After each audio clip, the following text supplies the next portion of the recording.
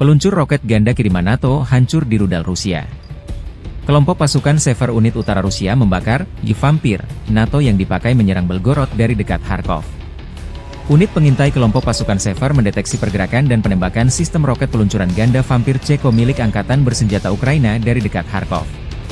Sebagai akibat dari serangan presisi tinggi, Vampir, hanggar dan gudang amunisinya dihancurkan bersama para personelnya. Kelompok pasukan Sever juga menggempur formasi Brigade Mekanik ke-21, Brigade Infanteri Bermotor ke-57 HFU, Brigade Marinir ke-36, dan Brigade Pertahanan Teritorial ke-113 di dekat Barilo, wilayah Sumy, Lipsy, Volchansk, dan Volchansky Hutora, wilayah Kharkov.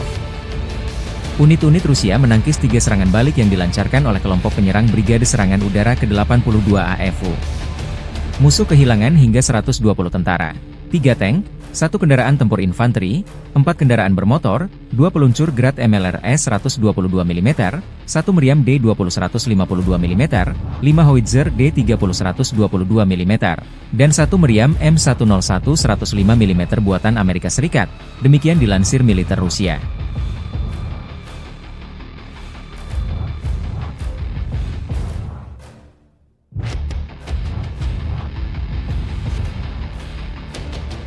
Download Tribun X sekarang, menghadirkan lokal menjadi Indonesia.